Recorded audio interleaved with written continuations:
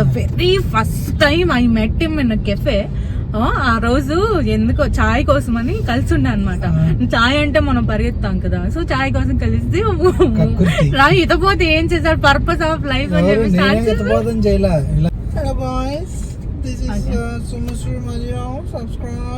Hi guys. వచ్చేసాడు మనతో పాటు సత్యకృష్ణ. మనకు కూడా కంటెంట్ కావాలి కదా అని చెప్పి నేను కూడా సరే అని చెప్పాను. సో ఈ రోజు సత్య మనకి పర్పస్ ఆఫ్ లైఫ్ ఏంటి అని చెప్తానని చెప్తాను. అలా అంటేనే కదా మనం సరే అనుకుని చెప్పి స్టార్ట్ చేసాం. అది కాదు, ఊరికే రాండమ్ గా మేము ఒక అర్జెంట్ పని మీద వెళ్తున్నాము. సత్య ఖాళీగా ఎందుకున్నావు అని నన్ను గుచ్చి గుచ్చి చంపుతున్నాడు. సో మీతో కొంచెంసేపు మాట్లాడదాము అని అనుకుంటున్నాను. తిన్నాడు, ఎంత తిన్నాడు, ఇక్కడికి వచ్చి అని అంటున్నాడు. పర్పస్ ఆఫ్ లైఫ్ ఏంటో. పర్పస్ ఆఫ్ లైఫ్ అర్థం కాకనే కదా నేను అడుగుజాడలో నడుస్తున్నాను. లెఫ్ట్ వెళ్ళాను. నీ పర్పస్ చెప్పు, నీ పర్పస్ ఆఫ్ లైఫ్ చెప్పు. నా పర్పస్ అంటే ఏం లేదు. వీడియోలతో సబ్స్క్రైబర్స్ వేధించడం. నేను వేధిస్తున్నానా? మీరు చెప్పండి.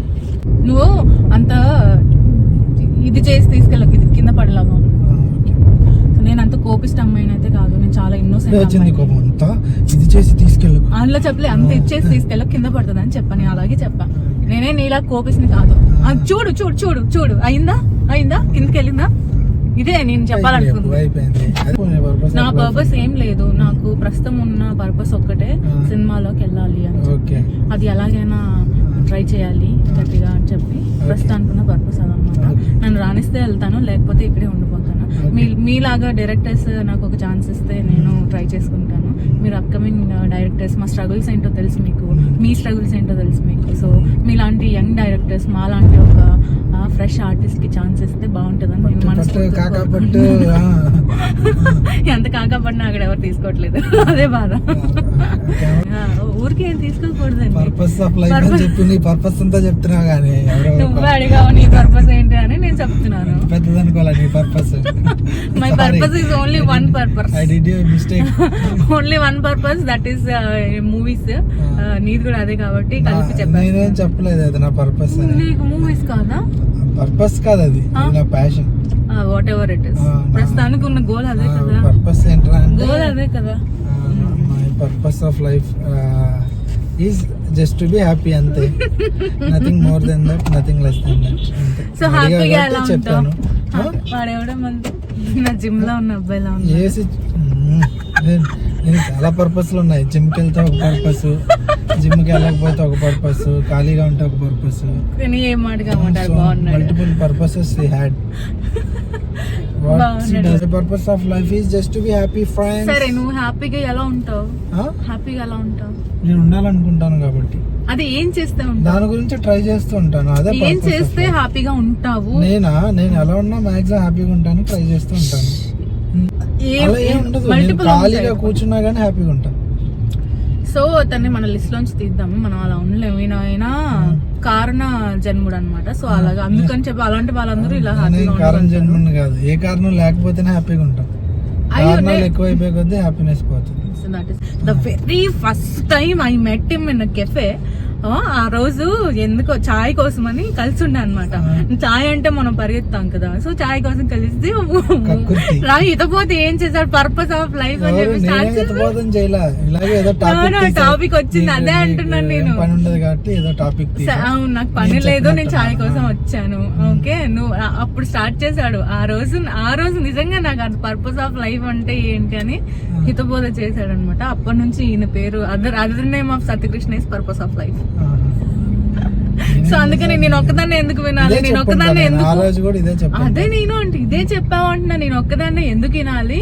మన వాళ్ళకు కూడా చెప్తాము. అట్లీస్ట్ నాలాగా మోటివేట్ అయిపోయి లైఫ్ ని ఇంకొక యాంగిల్ లో చూసే వాళ్ళు కూడా ఉండగలుగుతారు కదా. నువ్వు చెప్పింది నాకు గుర్తుందే. మేబీ 100 people లో ఒక వన్ పర్సన్ అయినా ఒక్కసారైనా సాయంత్రం టీ తాగేటప్పుడు కూర్చుని ఆలోచిస్తాడు సత్యకృష్ణ ఆ రోజు పర్పస్ ఆఫ్ లైఫ్ అంటే జస్ట్ టు బి హ్యాపీ అని గుర్తుపెట్టుకున్నా. అది అందరికీ ఉంటే బాగానే ఉంటుంది కదా.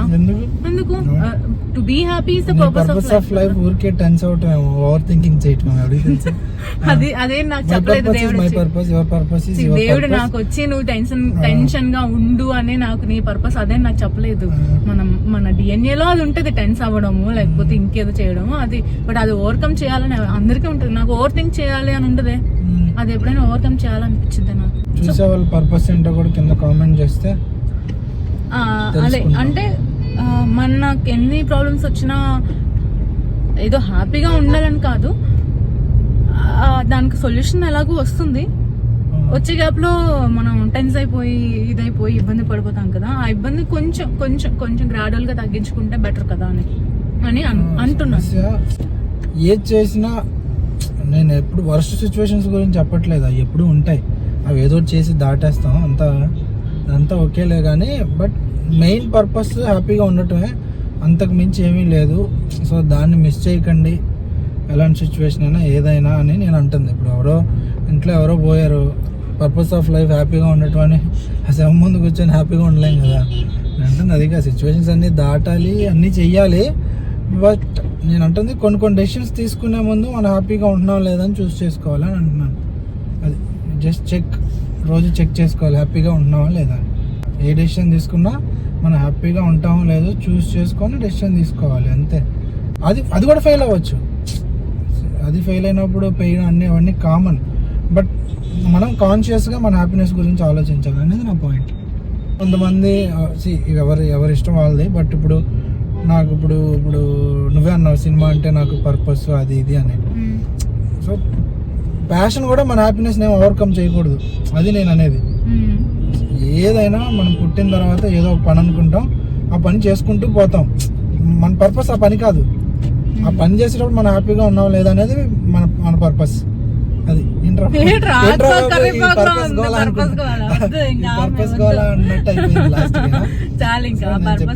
కొంతమందికి అర్థమై ఉండొచ్చు అని నేను అనుకుంటున్నాను. మీరేం చేస్తున్నారో అది మీకు ఇష్టంగా చేయండి. ఒకవేళ మీకు కష్టమైన సిచ్యువేషన్స్ వచ్చినా ఫేస్ ఇట్, అంతే. సో అంతే, అలా హ్యాపీగా ఉండండి. నా వీడియోస్ అప్పుడప్పుడు ఇలా వస్తుంటాయి, మిమ్మల్ని గెలుపుతూ ఉంటాయి, మీ పర్పస్ చెడగొడతాయి. మీ పనులు మీరు చూసుకోండి. ఒక లైక్, షేర్, సబ్స్క్రైబ్ చేయండి, బెల్ ఐకాన్ ఏదో క్లిక్ చేయండి.